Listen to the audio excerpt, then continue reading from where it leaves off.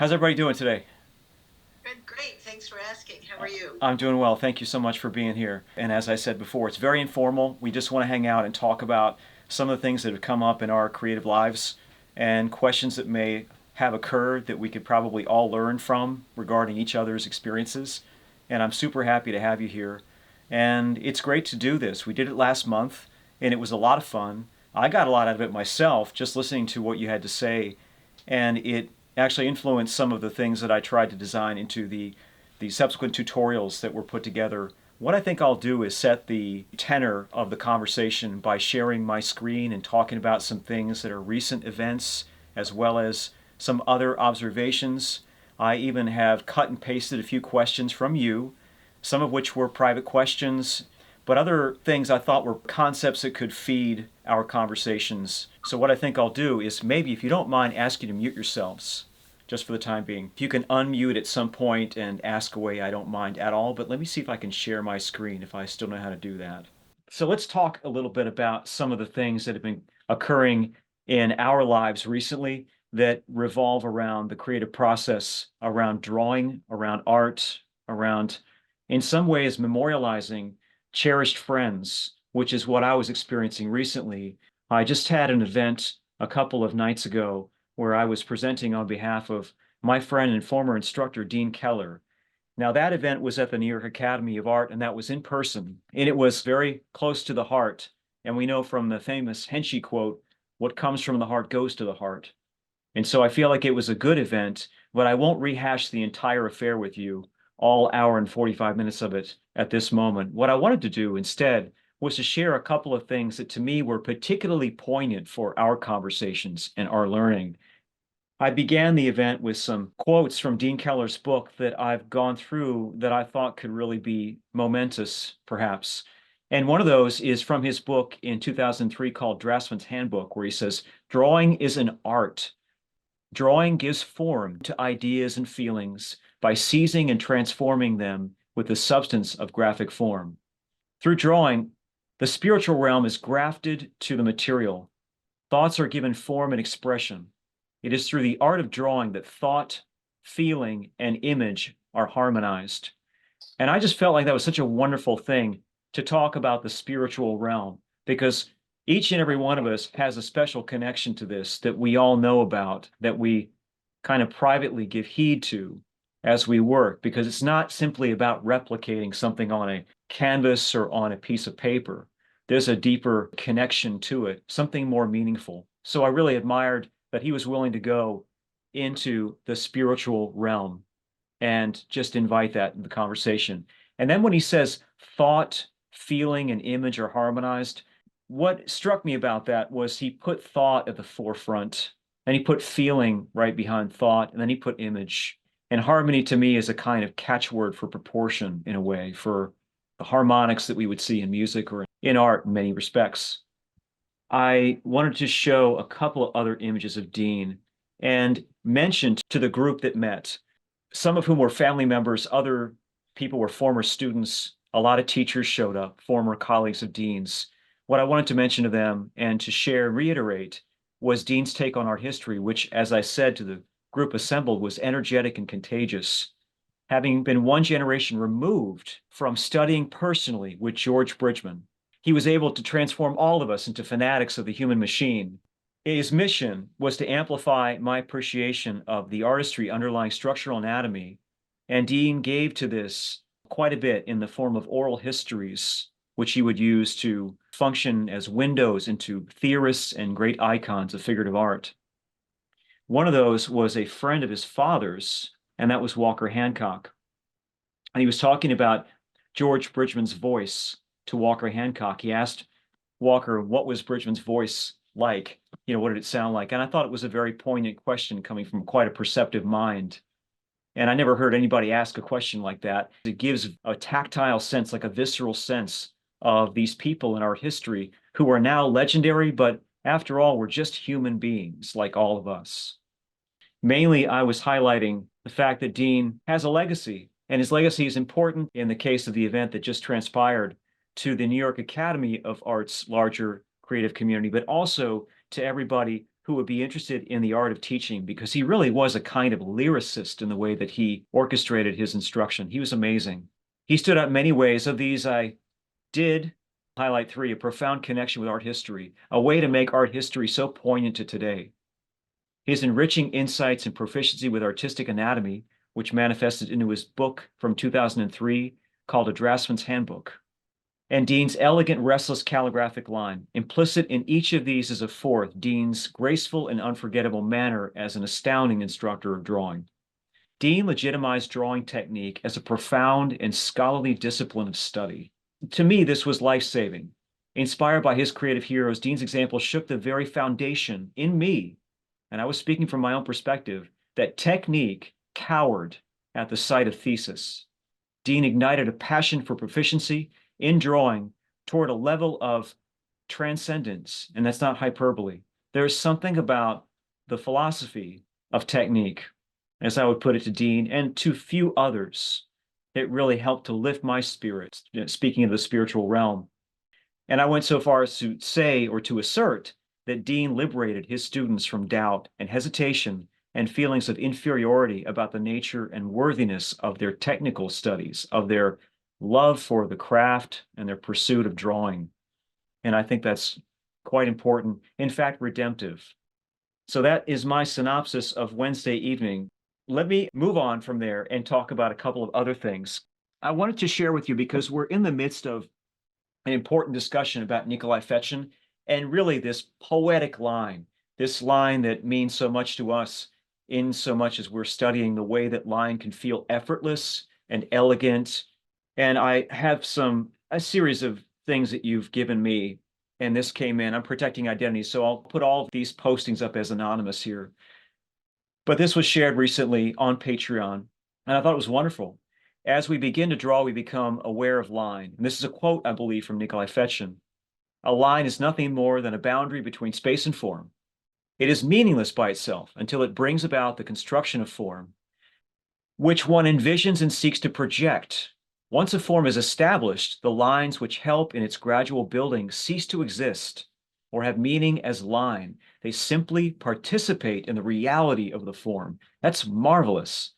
It's like you look at the beauty of the line, but you're really, in a way, de-emphasizing it mentally. You're drawn toward the expression of form. And I just wanted to include that because I think it factors beautifully. It threads in an interconnected way into our ongoing conversation, which we're having across thousands of miles, by the way, which is so interesting. To look at these lines and look at this artwork by a particular individual, in this case, who personify the elegance of the calligraphic mark. And I've got a few progression shots. I haven't finished the editing yet, but I've got some shots of the drawing. You will note that the previous tutorial on Patreon was a warm-up exercise. And so when I move to the actual master copy, of which I have an example here, I think you'll see by the end of this, at least in the progression shots, and certainly by the end of the tutorial, that there's a bit more commitment thrown into the actual execution of a master copy, which is quite nuanced because we're trying to get an awareness of the line quality, but we're also trying to understand material characteristics, which are always an ongoing fascination. I know that I have. I know many of you have it as well. And so in this image, this is the first of the image captures that I made for our meeting today. I tried to grab just the lay-in marks, and these are Vine charcoal on that gray paper that you know and love from the tutorial that I've been sharing information on through Patreon. And I used a reference image on the left. That's the original Nikolai Fechin. So I went in with those original marks, those three, Vine charcoal, as they are. And then I began to loosely, just by sheer hand-eye coordination, record the perfunctory marks of the head as those perpetuate throughout.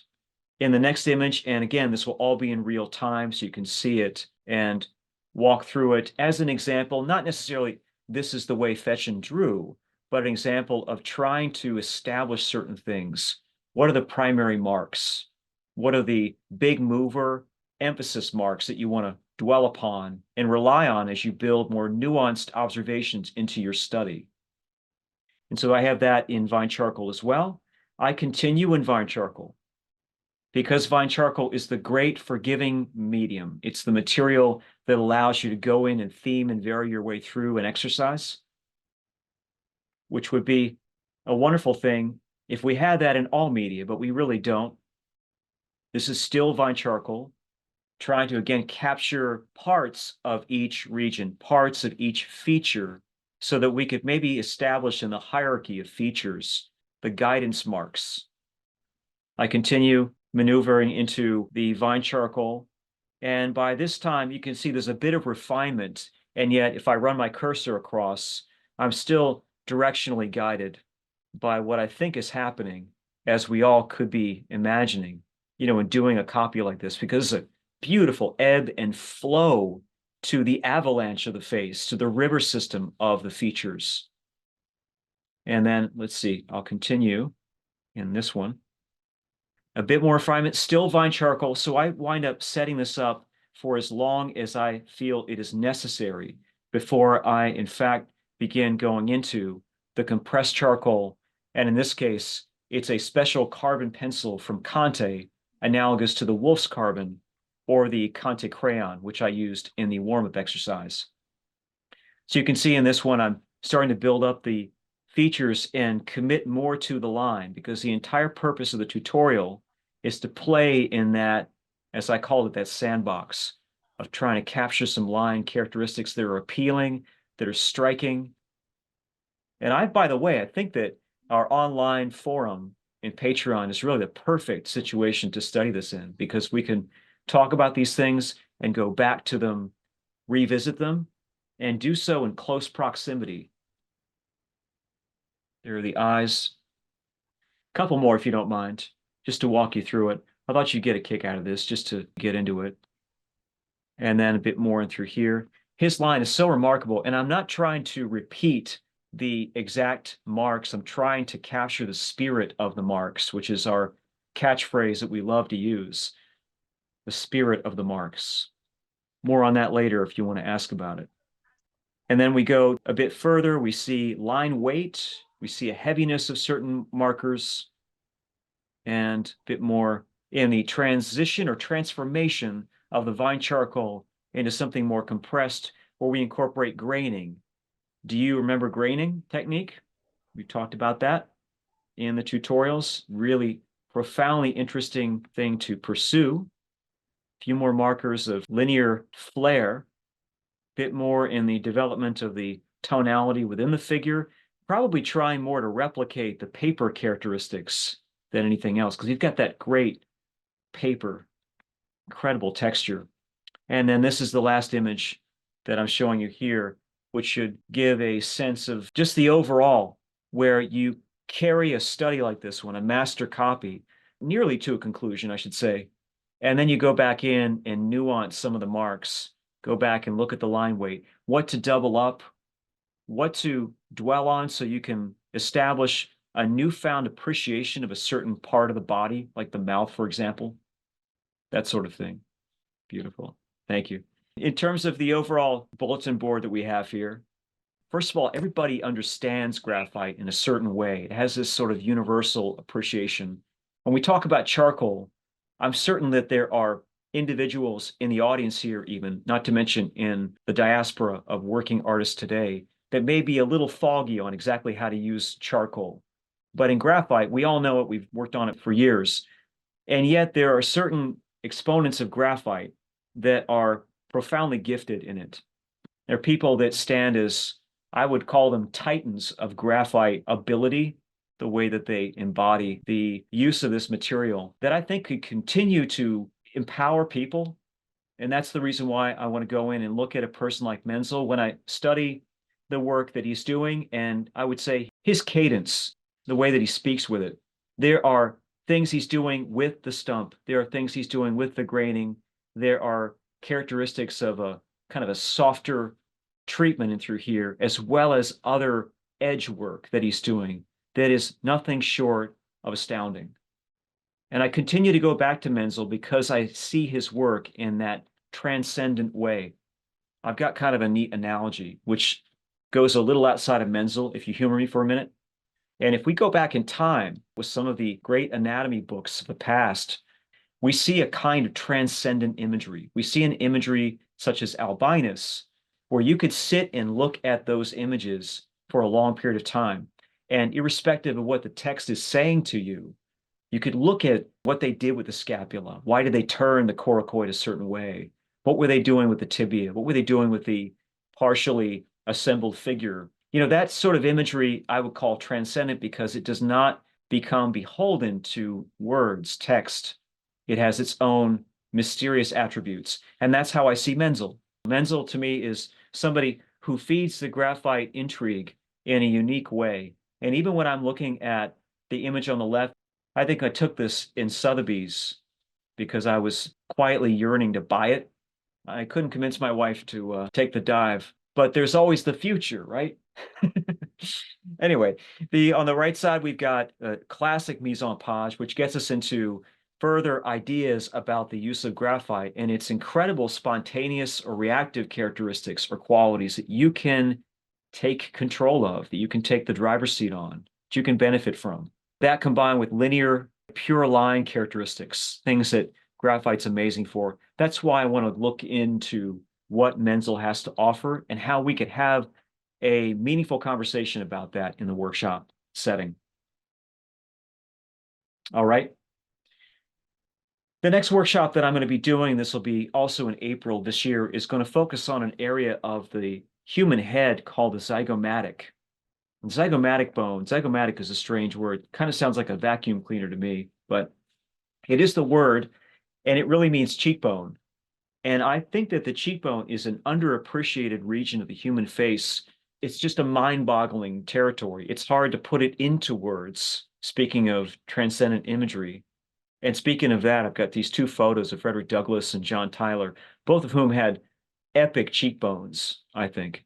And in looking at the way, the landscape of the cheekbone, the manner, and even in the image here, Charles Landseer's image of a flayed figure, we're studying this mysterious area, looking at it with great intrigue, because the more that we study that, the more I think we find misconceptions about that part of the human face. There are so many drawings and studies of the eye and of the nose, countless studies and sketches of the mouth, certainly ear even, some great stuff on the ear. We don't have a whole lot of cheekbone, which I think almost is deserving of being called a feature. So I'm going to call it a feature that weekend and look at it with greater interest, especially with regard to how we can visualize the architecture of the cheekbone for folks who have an interest in that, to amplify their drawings, their paintings, their sculpture in ways that decoding that region offers. On the left, I have Manfred Meyer, who was teaching out of Europe, I think in the 1970s. And on the right, there are two images of mine that I annotated, where we're looking almost anecdotally at the cheekbone, but there's a lot to see, and I think a lot to unpack. And that's what we're going to do in April. So join us if you can. Links on the website. I have a couple of recorded courses that you could take a look at as well if you want to, if you're curious. There are so many things about graphite that are maybe assumed or presumed without actually being aware. And one of those is how you could layer passages of graphite upon one another. And in the particular recorded workshop, what we decided to do was to go in and explore the H's and the B's and what some of that would entail. How would it look if we layered a soft on top of a hard or a hard on top of a soft? What does graining resemble? What happens when we take the entire area and directionally unify it with a certain kind of tip without getting it too sharp or too soft? And then what does it look like when we work on top of that in a way that we could use a piece of paper to smear it a little bit and then set the stage for further development? What does it in fact look like when we put graphite on top of this and almost ink it into the page, like we're staining the paper, although like a dry stain, without any graphite powder? Can we create the look of this kind of soft surface, undulating region, this territory? And then as we push it further, how can we disseminate certain specific passages of value that almost look warm and cool based on the characteristics of the graphite pencil? I think those are valuable lessons. I would love for everybody to have that information. And that's why the workshop was engineered to establish that so that further workshops could rely upon that knowledge pre-existing, such as MENZEL. It might be nice to have this experience before you go into MENZEL, because then you're putting the materiality to the test in MENZEL. So that is a graphite layering workshop, which is available through the site. With regard to the other one, called Hands, the masterclass in Hands is about working in a form that is typically done in sketchbooks, that is often studied as a second portrait. There are parts of the hand, nevertheless, which offer up opportunities to study and to learn further. And so in the masterclass study of the hands, what I try to do is take on various, we could say conventions in the fingers, the triangles of the fingers, the long axes of the fingers and the back of the hand, the central marker here of that third digit in the back of the hand, and how it points the way as we envision this trajectory dropping down, moving distally out of the forearm and into that region of the hand. As we look further at the cross-section of fingers, which we do in the workshop, I try to investigate what Stephen Rogers Peck calls this cross-sectional geometry, unique as it is to each one of these separate digits. And so I do that in here. This is an initial boxing out and tapering in a very large format of a middle finger. And so that's what that's about. And, again, these are unique opportunities to explore areas that probably don't get the treatment that they deserve. I would imagine that a lot of folks, when they do this, quite a few artists are simply going after the observational dissemination of this value and that value of this side and front. But there are, in fact, very interesting ways of breaking down the planes, even envisioning what these cross sections look like. For example, the cat. So if you're curious about that and you're interested in modeling and maybe a little bit of hatch mark, then again, you could take a look at that workshop with me and see what you think, because I'm sure it's going to help. A few other things to share with you, if you don't mind. We have, as I had mentioned last time we met, upcoming tutorials that I'll be putting together for each and every one of you that are not rehash tutorials. These are things that I'm going to be designing and redesigning. And some of those relate to previous lessons that I've been involved in, the fundamental forms of pictorial construction, and page 17 of Henry R. Poor and his book. I've been in that world for quite a few years, and I'd like to break some of that apart, because I think that this actually is an invaluable set of diagrams, the radiating line, the emblem of principality, as he calls it, or this one, which really equates to focal point, the old word 1903 for climax, focal point, or the equipoise idea, or a notion of variety through the S and the Z. Those are terrific ideas to think about as you compositionally format your way through a compelling design. And so what I hope to do with that, and we visited with this the other night just briefly, is to lay out some pictorial constructive ideas for you, things that could facilitate your awareness and understanding, as well as your appreciation of building a painting, building a drawing, examining the harmonic spacing, for example, in an image like this, with the poles of the rectangle pictured, or this one with more of a straight up 45-degree angle, the so-called St. Andrew's cross. Those are great things to look at in design thinking, because again, they facilitate harmonics. And then I have some other things coming up, in-person workshops. And there is a plan afoot for me to visit what I call Mianoville, Florida, which would be Charlie Miano's place down in Florida. He's a great guy and a longtime friend who runs a school down, I think it's around Sarasota. And I should be down there in May 18 and 19, talking about an intensive in figure drawing with anatomy. That's kind of a self-explanatory title. That would be an in-person drawing the figure from direct observation, drawing the nude, which is interesting, by the way. Those who are sort of new to this idea of drawing together, when you draw the figure and you've never really drawn a person with their clothes off, what you do is you walk in the room and the first thing that strikes you is, oh my God, that's a naked person. And about 5 minutes goes by, and then you just never think about it again. What you're really consumed with is this majesty of the human body, in its infinite layering, in its incredible embodiment of all of the design and creative principles, it becomes very much like a sanctuary for a lot of people, myself included, when you're in that room and studying the figure and slipping into a contemplative mindset. It's just amazing. And the fact that it's us is further, what one could say, it's self-revelatory. It teaches you about how beautiful the human being is and why looking at the figure as the rite of passage for all great art was always such a marvelous idea as it was engineered hundreds of years ago.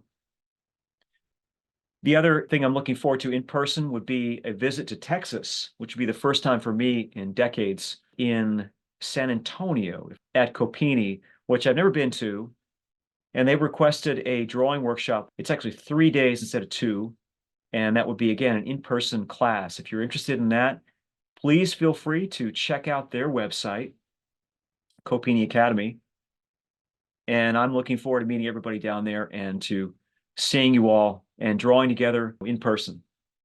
Okay, let's see. We go and look at questions and comments. I took the liberty of posting some of your questions that have come organically through the wire, so to speak, because I'm interested in this notion of community that we are building up. And there have been some great poignant remarks. And one of these says, "Hi, Dan, I'm interested in learning how you find the smaller forms in your drawings. Most arts, and I assume they meant most artists, draw with very uniform and rounded forms. I really like how you find individual forms within the larger shapes. Thanks." And I just wanted to make the push. I know we talked at length a moment ago about hands, but I wanted to make the push for anatomical intricacy and the power of close observation. And I posted this image up. I put it for you here because what it does is it makes a corollary between the proximal bridge of these bones and how those could be manifested into the light and shadow and the orchestration of the surface.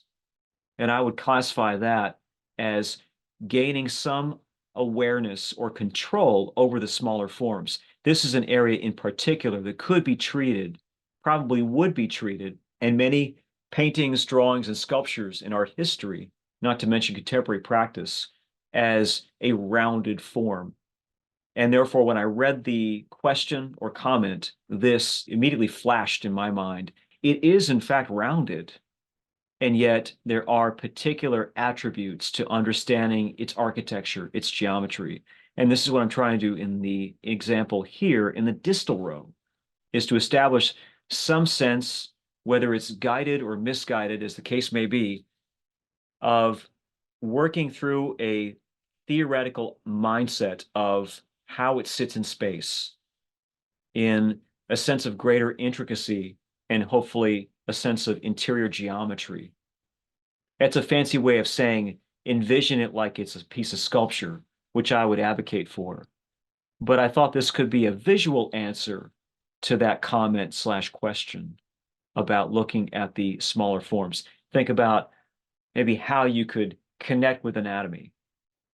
I've had some recent students talk to me about their difficulties with connecting with anatomy. And I think that every artist has to make that transaction happen in their own way. They have to find meaning in that material. And you can. It's just when you first see it, it feels quite clinical and it doesn't quite seem like it'll sink into the right spaces. And yet it does. There's a profoundly enabling aspect to anatomy that I'm hoping you'll appreciate if you're not already there. And it usually manifests into artistic anatomy with the emphasis on artistic. Another comment came in, a good distinction, less platonic, I suppose. After all, nature also has a unique voice through the human, and I agree completely. I also like the idea that we are subjects worthy of describing the universe to itself. I always find style to excite me more than what people think as realism. Then one day I read this quote by Giacometti and realized style and nature were not necessarily opposing forces. I will share this quote by Giacometti, which I always found interesting. Have you ever noticed that the truer a work is, the more stylized it is?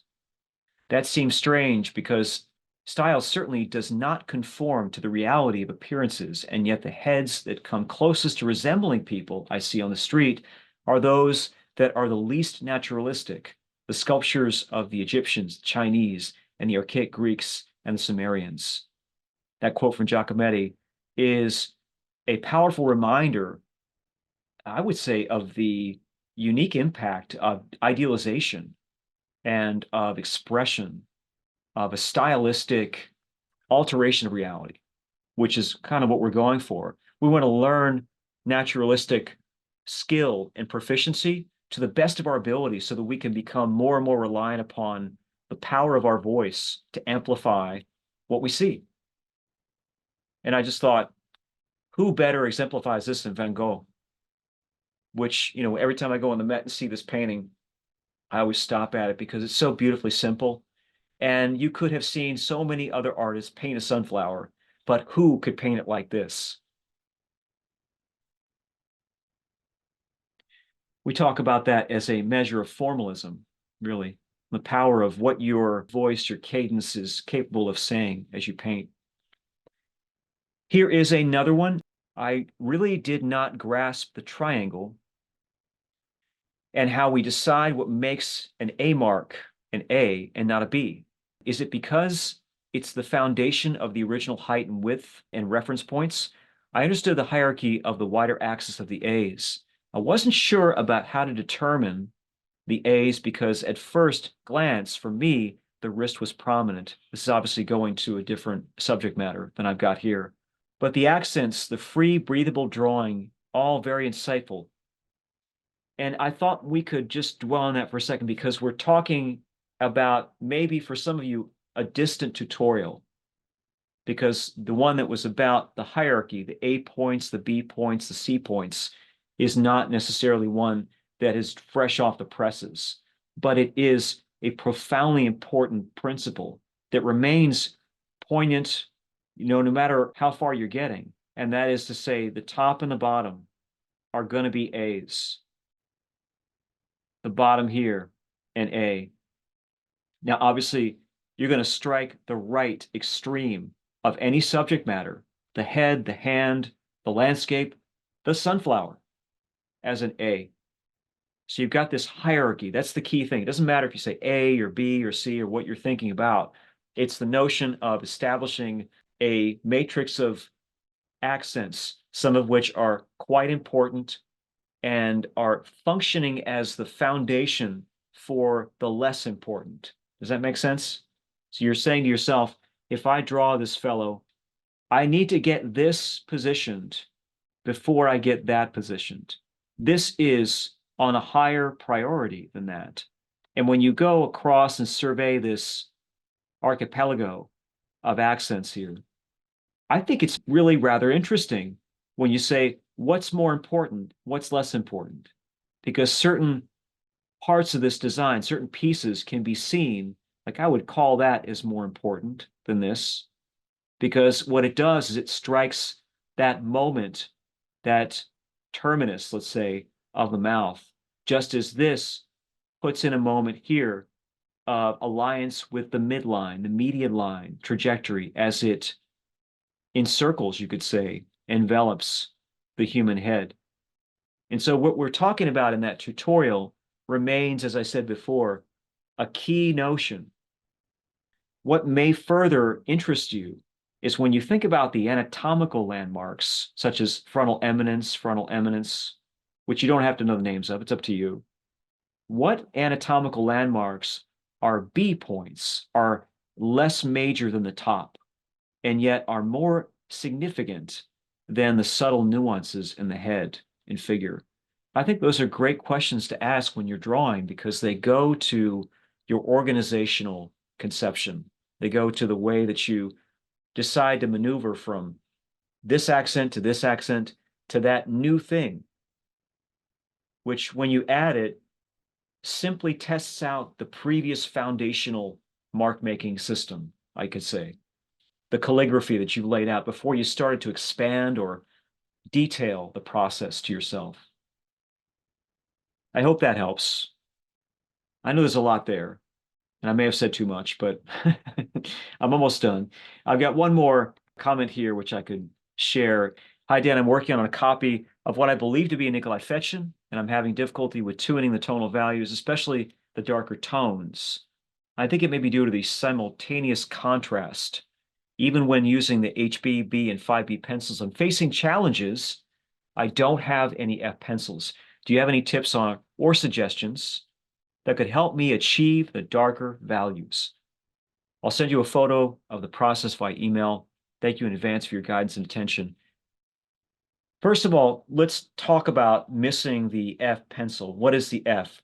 The F ostensibly is a slightly drier form of HB.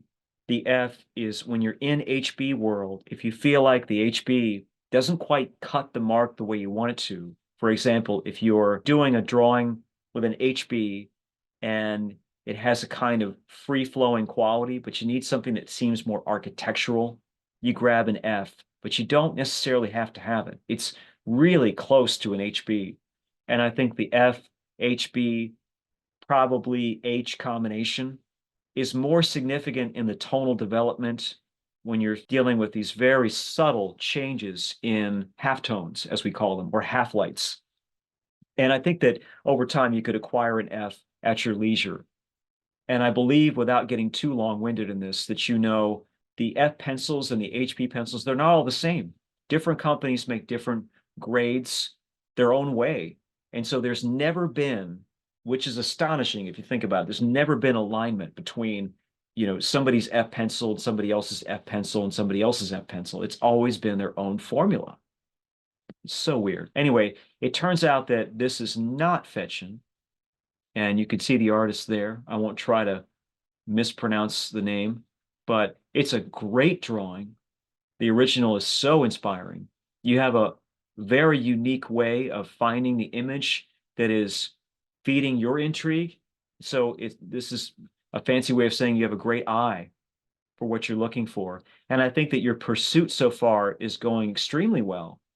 And my advice is to say that if you could spend time, whatever time it takes, and just develop methodically those darker values, whether you do it with a 2H and just work it layer after layer after layer, or you do it with 5B, it really doesn't matter. What matters is that you get the kind of quality that you're after, what I referred to earlier as the spirit of the mark, the spirit of the hatch. And the spirit of the hatch is something that you halfway literalize, like you write out what you think is going on, or you describe it almost in the written word. And also you infer it visually, because as you allow your eye to slide across this or across a passage in a Rembrandt, you get certain things from that, almost visually, non-verbally. And what you're trying to do is process all of that into the mark making. So at this moment, you got a very elegant start. It's beautifully done. And it's misty and nebulous, all the things that you want. And yet, as you get further and further involved in it, you're going to want to ask questions about what is the configuration of the architecture of that cranium? What is the alignment between these two eyes? What's going on between those two eyes, which gives us such charm as he drops that lash and that shadow and cuts the highlight in ever so slightly in there? And how can you kind of benefit from that? If you don't exactly nail the precise location of the highlight, doesn't matter. What matters is that you are aware of some of the devices that the artist is using, however subtle, to space things out, to show alignment and yet variety, to show morphology and expression. And speaking of expression, to show this and peek into, which is so marvelous, peek into the face. That's just an amazing insight that he puts in there that shows us that there's a certain thickness and volume to the cheek, which I think is quite beautiful. I think the darker values, like I said, use what you have. If you've got a 5B, you're fine. Just use the 5B surgically. Go into the 5B a little bit. Don't push too hard, but then return to the HB or to the B and just layer them methodically that way, with a reliance upon HB and B, with alterations in 5B as you progress through a longer exercise. You don't want to rush these. They're too important. That is what I wanted to say. That's kind of my bulletin board thing. Maybe what I could do is on the tail end of all of those comments, I could say that some of you are joining me as an introduction to the possibility of going further and making a commitment to the online class structure, which would be the tutorial level membership on Patreon. And I would encourage you to do so. As I mentioned last time we met, I priced it out to 3 cups of coffee a month, which I think is extremely reasonable. And for that, you'll get all the tutorials, which are recorded and can be watched again and again for your benefit. And I think it's just really a great thing because we're going into material, and I guess I can stop sharing screen so I can speak to you more. We're going into material that really has been part and parcel of the interactions that I've had with folks over the last 27, 30 years almost in MFA teaching. I've taught at the New York Academy now for 23 years. I've taught at Parsons School of Design for 10. I taught at the Art Students League. I had 3 nights a week of class there. I taught at the National Academy for a year solid. I co-founded the Janus Collaborative School and ran the program with my colleagues there for 6 years. I co-founded the Grand Central Academy and also taught at a school in Philadelphia for 10 years and then was its dean for 5 years. So with all of that, the reason I do that is not to brag or anything. It's to say that I'm trying to construct a program for folks at an extremely affordable rate that doesn't turn them into debt slaves and at the same time is not an infomercial about me. It's about the information and about pulling specifics from these conversations that I think are just missing in action. Like, who talks about Hatch? I can't find a book on it. I can't find a text that really goes into substantively how you orchestrate Hatchmark and how you kind of not only use it, but how do you make it your own? And that's been the reason for that series, was to explore some concepts that maybe could be incredibly enabling and save you tons of time. And again, do so at a very affordable rate. So if you want to join, it'd be great to have you. And that said, no good segue out of that. If anybody wants to unmute and ask a couple of questions, we could talk for a few minutes. Hi, Dan. This is Naeem. Hey, Naeem, how you doing? I'm doing great. Thanks again for introducing Fechin. I'm really excited. And I actually bought the Fechin's drawing book. It just came in yesterday. It's wonderful. It's amazing, right? Yes, it's amazing. I'm kind of spellbound. And I'm wondering, do you have any plan to offer like a workshop, like what you're doing, MENZEL, short workshop on Fechin, his, the art style and other things? I'll be interested. So I actually have thought about that kind of a workshop because the first instinct that I had was to put forth MENZEL, Adolf von Menzel, because von Menzel is the embodiment of so much about the timelessness of graphite and how graphite empowers us aesthetically. sure. And what I want to do with the MENZEL workshop, which I know you're in, Yes, is establish some takeaways as we call them learning outcomes in the business. As I think about, contemplate the learning outcomes, what I want to do is roll that into a new series of dialogues, because I think what we've been able to establish here is that we're in a longer conversation.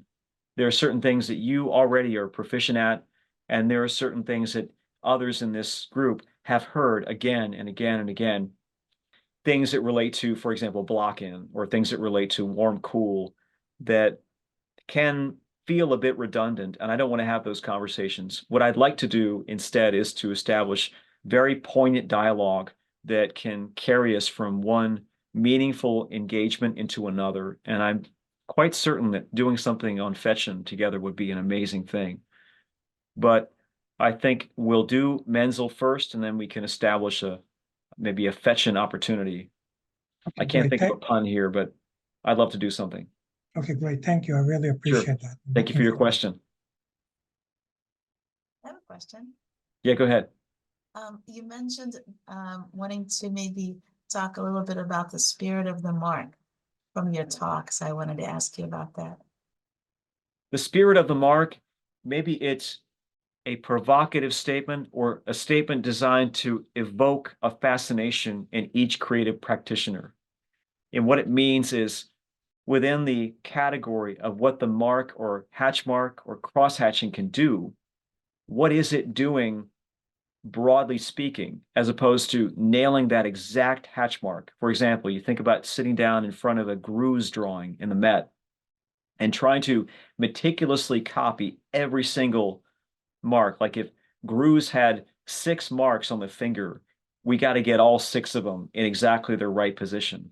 And there have been questions of that sort, of that nature, posed to me in teaching scenarios through the years. They say, well, what if I don't get it exactly right? And so my default setting to what I've called the spirit of the mark is to say, what is that hatch mark accomplishing? What sort of surface is it articulating?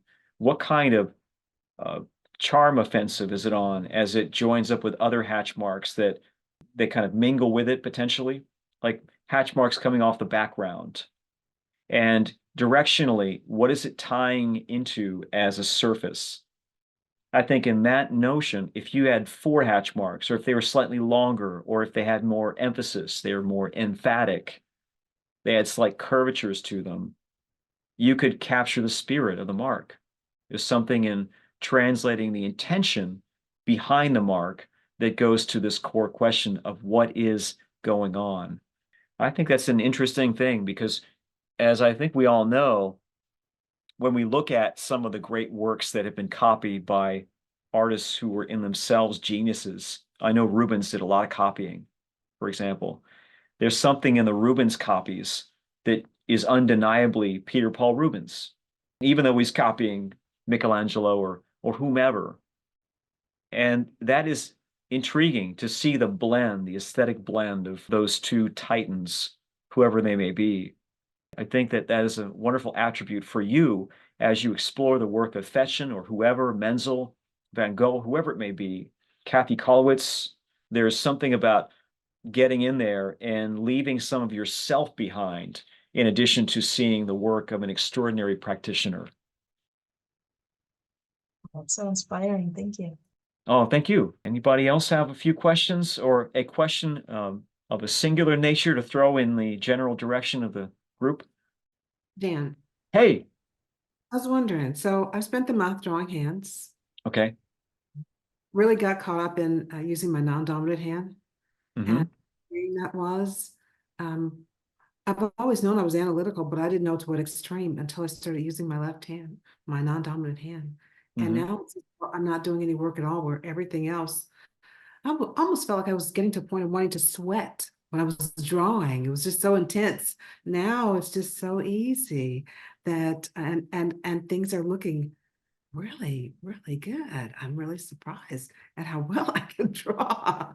Wow, this doesn't sound like bragging, but I'm enjoying it, having a good time, and got so involved with Bridgman's work, then drawing my own hand and the cast that I have, that I completely forgot about the calligraphic line exercise that you gave us. So now I'm wondering, all along I was wondering, how do I show Dan my work? You said, I'm looking forward to seeing your work. And I'm thinking, how do I show you my work? Oh, Is send it that to me. Yeah, just send it to me. Yeah, it's fine. You can send it. We can have these kinds of, because we're sort of building the plane here while it's taking off, as they say.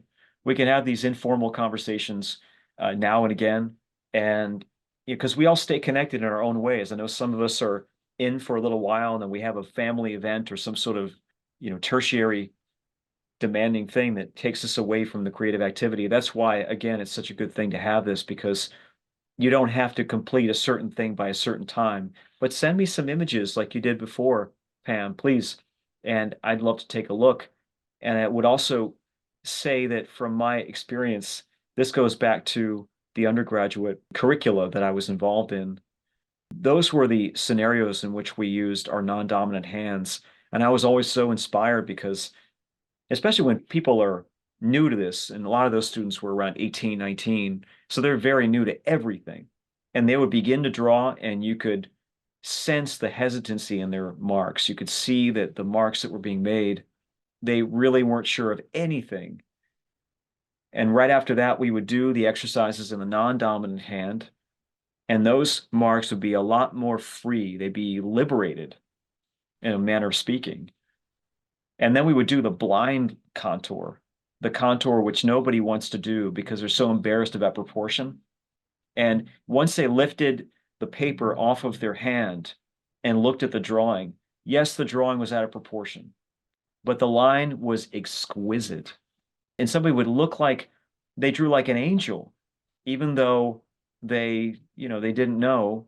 And so there's this thing about the mind being an enabler, or a mind potentially when you're skipping over or tripping over your own thoughts, or perhaps trying to negotiate your own self-doubt, where the mind can stand in the way of a free-flowing mental engagement. And so what you're describing, I think, is really a great thing if you can, look at it long term as a component of exercising visually and with hand-eye coordination so that you can play around with that. Because I used to look at the ones I would do. I tried blind contours with my non-dominant hand, and those looked the best of all. Even though the proportions were not there, the line quality was, again, just astonishing. And I learned from those. And I said, I want to make proportionally great looking drawings with line quality like that. And so it became much like a study or an addendum to an official painting.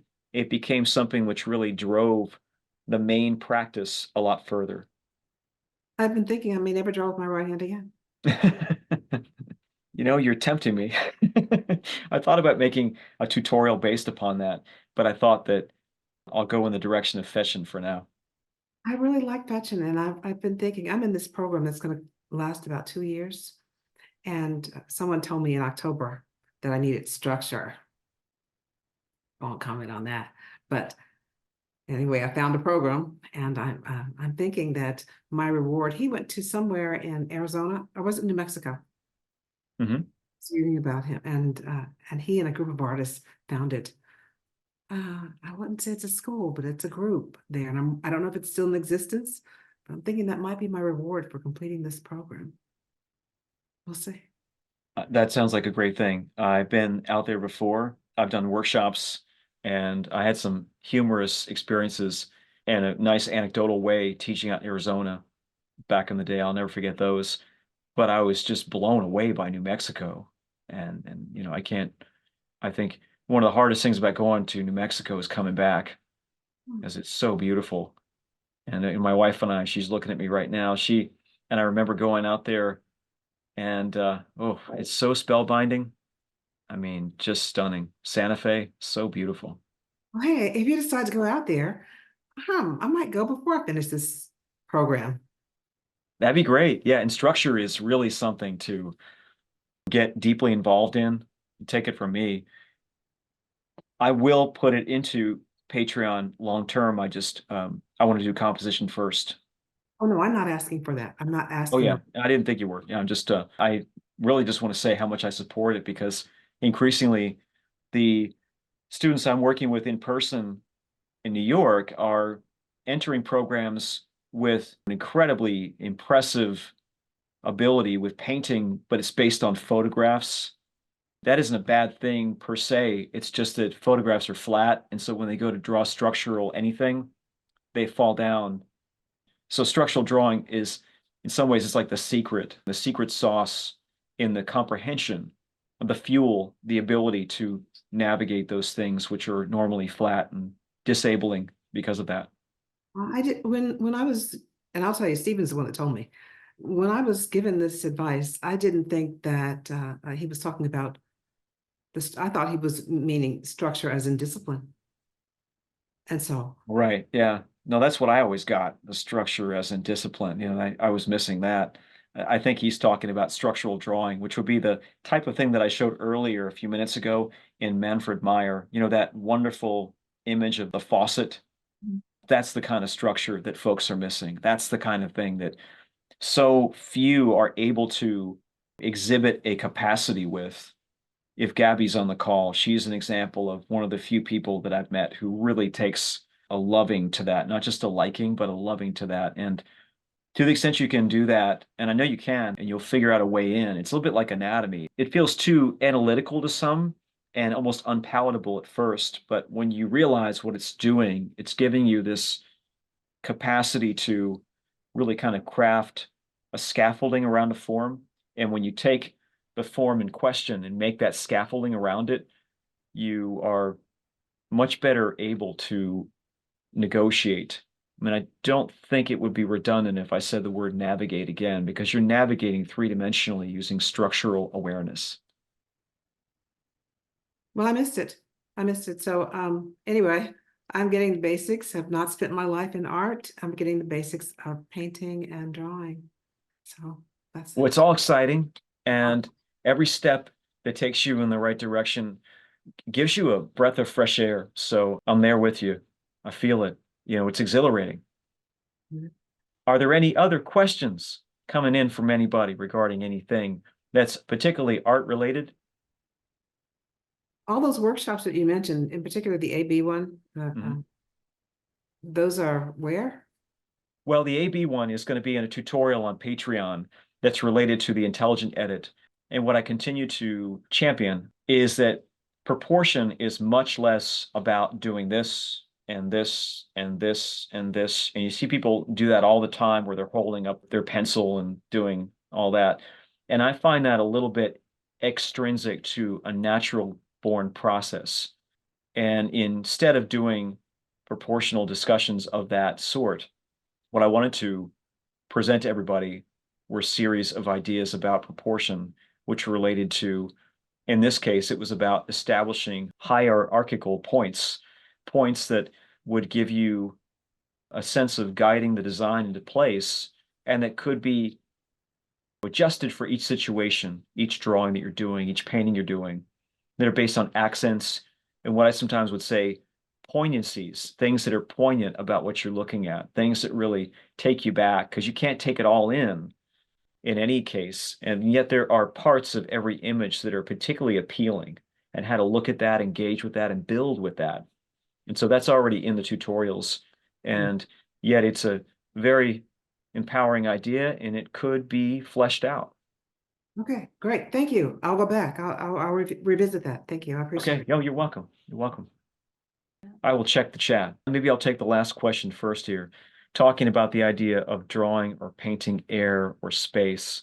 Well, drawing space, I think in a pedagogical sense, has been best enabled by these structural studies, drawings of boxes, essentially. It's the thing that most folks, when they start a class, let's say, and they get the monologue about how you have to learn how to draw a box, they either freak out or they get really like, I'm above all this, and why are you going to bore me with a block? And then they go to do it, and they find it particularly challenging and almost maddening in certain cases. I've had some recent interactions with folks who have been on the verge of, or if not in tears, over the ability to draw a block. And I think because of that, it is a very strongly underappreciated attribute to create a spatial field to work through. Because if you draw a box, it isn't so much just drawing a block or a box, it's identifying territory in which to place specific points of reference. I'll give you an example. If you and I are in a classroom together and I say, let's draw a clavicle bone, we might well create a box around that and then see how we could bend the bone structure into a position within that block that would allow us to appreciate all of the play of space, the space of depth, in the clavicle bone. And that would be the way I would try to help somebody envision what was going on.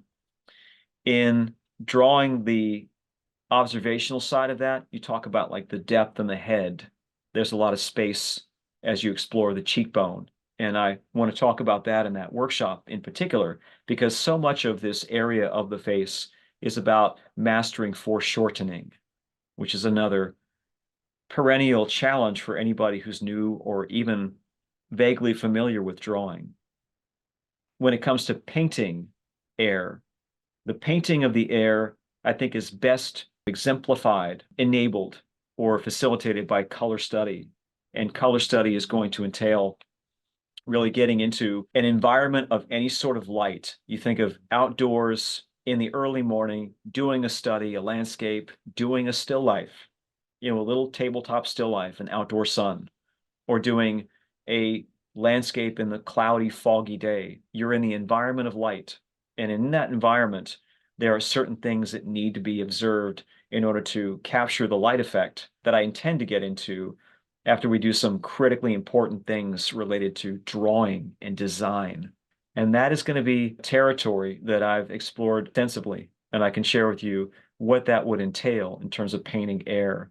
Sometimes if you're already painting, Chris, I know you have some experience because we've worked together before, that the nature of how you use your peripheral vision would be a key thing, I would say, because you already have studied color.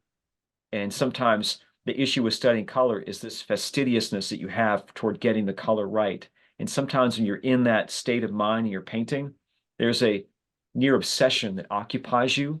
You become animated and you stare into the color as opposed to taking the color via scanning or peripheral vision, which is really the way to do it so that you don't look into it. You actually get the orchestration of the various colors off of one another, all of which I can explain further for this group at a later date. Thank you, Dan. Sure. No problem at all. Great to see you. You too. Okay, there were some discussions about the Nikolai Fechin book. There's one with a cover that is a kind of burgundy brown cover that's widely available. And I think that's been shared.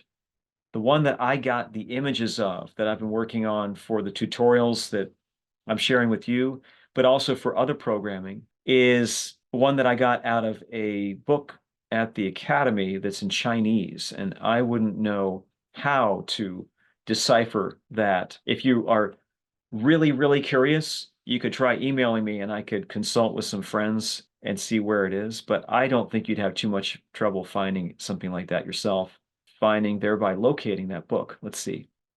It's much harder to draw figures with no knowledge of anatomy. I agree completely. The shapes don't make sense if you don't know how things work together. That's a wonderful statement, Philippa. And I think that what I would say in support of your comment is to advise everybody, no matter what, and this is all for you, keep a sketchbook. Maintain a sketchbook. If you have a sketchbook, and I wish I had mine on me right now, I'd show it to you, but if you keep your sketchbook handy and close, it becomes a nebulous in-between zone between official work, between study work, and the idea generation or the kinds of things that you're doing on the easel, those big, gigantic projects. The sketchbook is an everyday thing. You carry it with you. It sits next to your bed on your bedside table so you can wake up at 3 a.m. from a helicopter going overhead in New York City and write something down, or go in there with an ink pen, try not to draw on your finger and lay down some kind of an idea visually because you had a dream about something. To me, it means a lot because I take the ferry into the city a lot, and therefore I take a ferry just about every day. And it's really awesome because you have all these unwilling models, all walks of life, usually staring aimlessly at their phones or doing something like that. And they're all characters. There was a guy who was on the ferry yesterday who had a coat on that was probably 4 sizes too big. And it was just the best thing ever. It was like he was wearing a bed sheet. And you have to sketch that. It's not an option. And so having the sketchbook is having something that gives you an outlet. It's like having mental exercise at your fingertips. And then if you don't like it, or even if you do, you don't have to show it to anybody. And that way, if you're pursuing what you said about drawing figures and trying to establish more of a knowledge base, you can work from memory in sketchbooks too. And that will show you how much or how little knowledge you have of the figure, of the body, that will assist you as you think about what you need to study going forward. Because if you try some memory drawing, there may be some areas of the figure that you're kind of foggy on that look ambiguous to you. And those are the places to go to. Dan, how large or what is the size of your sketchbook? Is it like a pocket size or? I don't like a pocket size so much. I like a size that's more of like an 8.5 by 11. I think mine is 9 by 12. And, we could do a show and tell at some point. Maybe if you want to do something again in a month, we could do some sketchbook show and tell and walk through some of that. Yeah, that sounds good. Thanks. That would be tricky for me because there's some things I want you to see and some things I would just want to flip quickly past so you don't take a look at them. But, it would be great though to just share. Because again, that's speaking of the calligraphic line and this capacity that we're trying to exercise. When you're doing a master copy, you're assuming kind of character of the person that you're studying. It's like being an actor and playing a role. If you go in and you study a Rubens drawing, you're kind of playing the role of Rubens for a period of time, and that's sort of fun because you work within Rubens's cadence, or you work in Albrecht Dürer's cadence, or you try to draw with that wonderful severity of Kathy Kollwitz. Again, I liken that to being an actor in a way. You can do that in the sketchbook. And that means that when you go and try drawing in the style of in your everyday practice, like when you're, as I am on the ferry, you can play with that concept. Along these lines, can we address unity in a drawing and how that can develop? Unity in a drawing is a wonderful question, Jim. It's a broader question.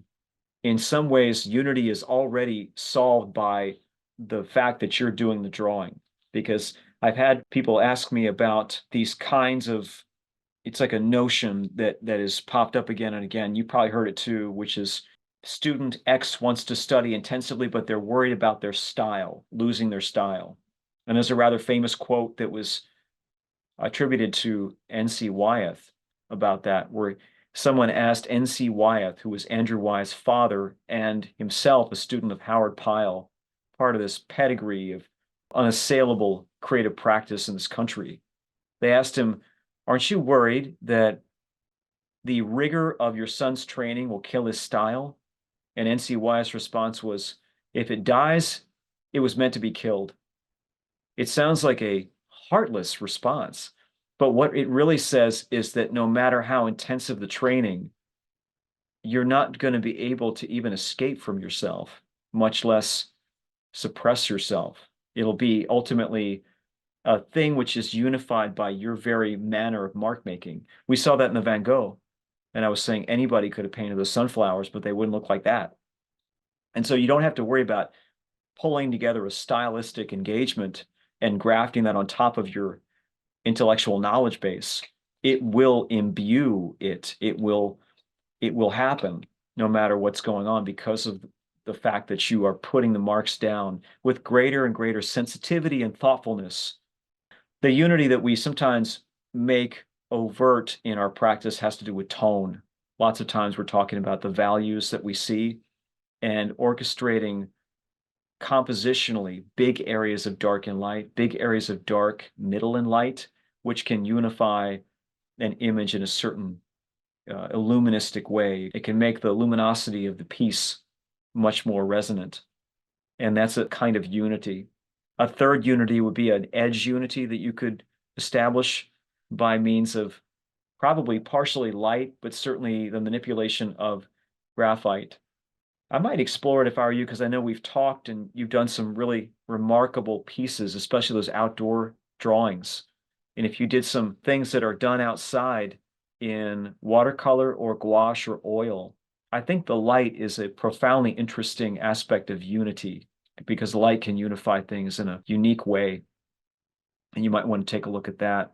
In fact, it could be enabling to have a categorically enriching sense of what unity is, whether it be texture or style, mark making directionally using hatch mark, or the use of color, pigment, and light that would enable your practice. That's excellent. Okay, thanks, Dan. Oh yeah, sure. Color is often the enemy for me when it comes to this. It is the thing that shatters, a piece as quickly as anything. And the absence of color, just like a raw umber or, that sort of sepia tone. Graphite does the same thing. Charcoal does the same thing. It seems like it forces a kind of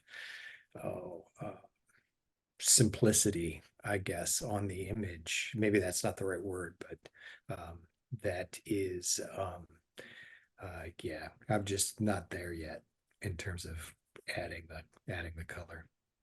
No worries at all. Your comment reminds me of the slide that I don't think I completed that I should have mentioned during the slide discussion and presentation. component of our meeting today, which included a quote from Ingres, sometimes called Ang, but I think it's properly pronounced as Ingres, Jacques-Dominique Ingres. And he says, it takes you 25 years to learn how to draw and an hour to learn how to paint.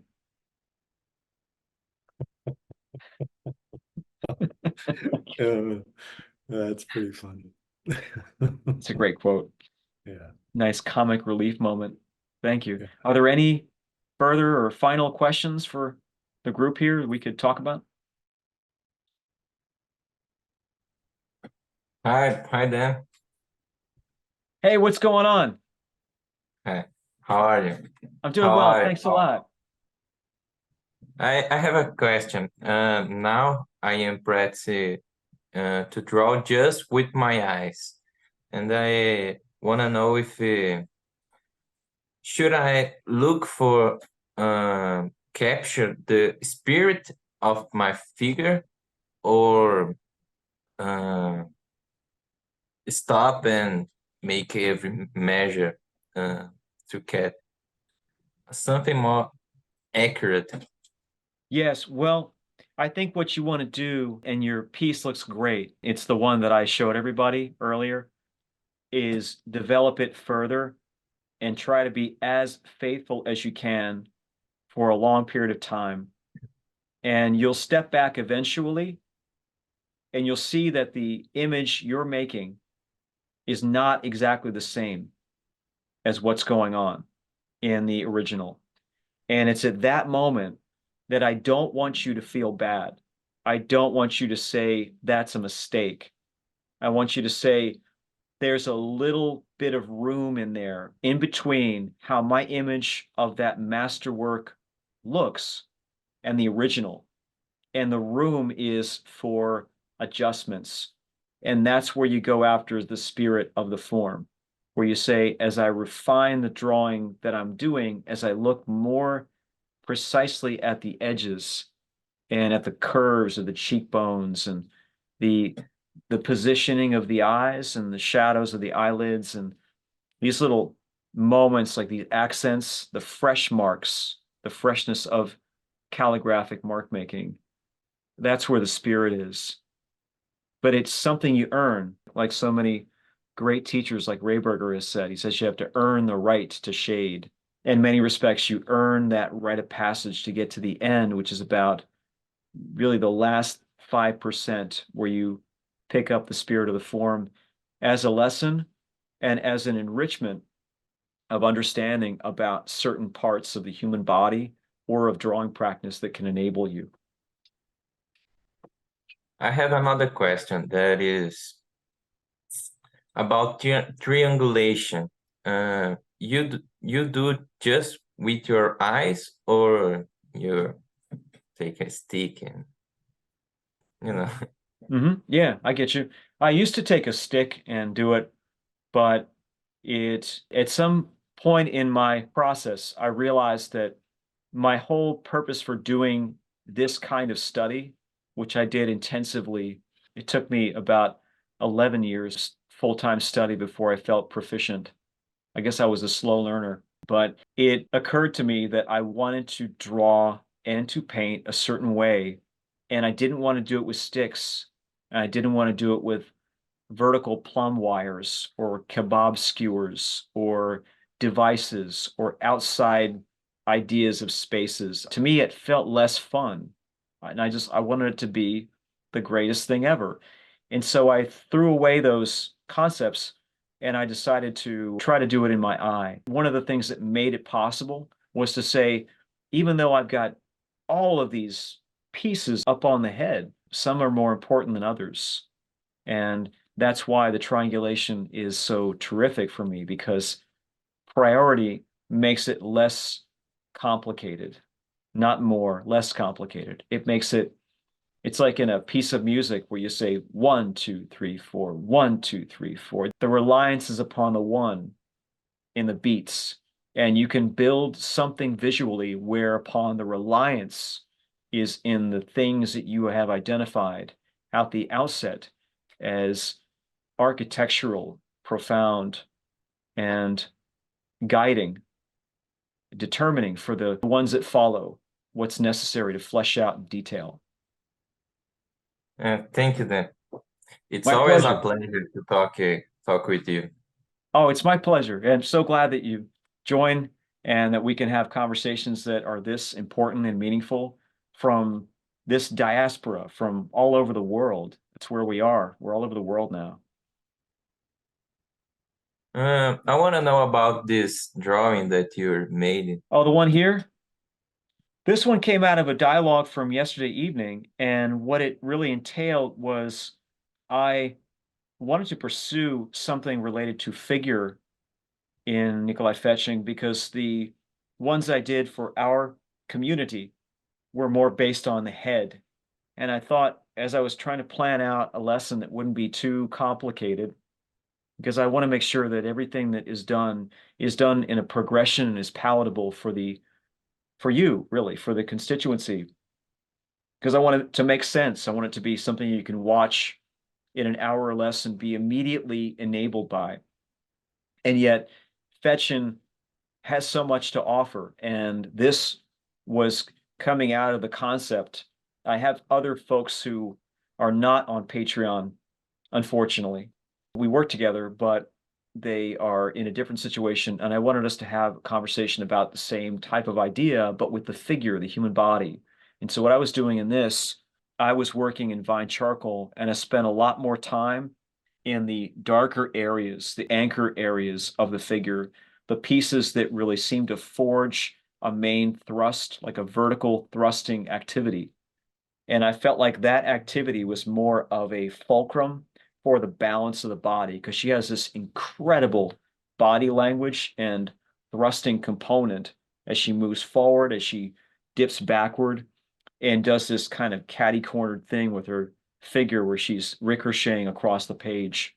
And that's what I worked on with Vine charcoal. I just was just able to initiate the journey into the compressed charcoal, which I was doing in this case with Conte, using an old formula of Conte, which used to be available as a number 3, number 2, and number 1 variety. And I was using mainly a number 1 and number 2 Conte. That's where it's going at the moment. Looks great. Thank you, Dan. Hey, thank you very much. It only looks great because it's out of focus. Any last questions before we call it a Friday, March 1st? Yeah, one last question, Dan. I actually stopped by the art supply store to buy Conte pencil. They don't come anymore, as you said, 1, 2, 3. So one will be HB, because that's the hardest they sell, HB, B, 2B, and 3B. Yes, Naeem, exactly. What you want to do is go and get the ones that are considered now, I think it's H, HB, and B. That's probably what they've decided that they are, but it could be a 2B as well. I would just get the lot, get the whole variety. Okay. And just like in the tutorial on materiality, the one about material characteristics of a broad spectrum of marks and materials and all that, I would get some paper and start putting things down, put lines down and see what feels right. See what feels too confining and dry and hard on the paper, because your paper will be different than mine. And on the other side of things, see what feels too loose, almost like you could almost get the mark from Vine charcoal. And if there's a piece of Conte that looks like it's doing what Vine charcoal could do, then you could put that aside and siphon down your exact materials that you want to use. Because we are looking for something very specialized here in the way that the Fechin line, which we're pulling or pushing, in the way that line adheres to the surface. We're talking about adhesion and dissipating some of the edges with a paper stump, or even just naturally as we twist the material. So all of that's going to go into your experiments and what you're acquiring and how it's going to function, perform. Okay, thanks. You're welcome. All right, I hear silence on your end. You have given me and each other such a wonderful gift here this afternoon of information, and I think a shared sense of mission, which is what we're all talking about as we get into the ideas. One quick thing I forgot to mention, coming from management, is anybody who wants to join up as a yearly member, I'm going to put together a deal here because this is the 1 year. This actually is a really important thing. This is the birthday of Patreon. I started this March 1st of last year, and I want to thank all of you for making it so meaningful. It's become a not simply a way to teach and teach in a different form, but also a way for us to stay connected because many of us have had in-person interactions and relationships, and I've been very proud of your accomplishments. But having this birthday as it is in March, I thought I would make an opportunity. If somebody wants to become a year member, I'll drop the rate down according to whatever management dictates and offer you some reduced price that I will receive notice upon and then enact accordingly. So if you want to keep an eye on that, it would be, I think, a way to save you some money, which is always good. And so, yeah, happy birthday to this account. And thank you again so much for being here. And I will take this recording and edit it down, try to make myself sound as intelligent as possible, and post it. I may need to use some special effects with that, by the way. I'll get something up onto Patreon in the near future. And meanwhile, I wish you a wonderful March and a great spring. And I hope that what you're doing in the future is going to give you a lot of fulfillment. All right? Thank you. Okay, thanks. Pleasure. Okay. Thank you so much again. And I'll talk to you all Stan. later. All right? Pleasure's ours. Okay. Bye. Thank you again. All right. Bye. Talk to you soon. Bye. All right. Bye-bye now.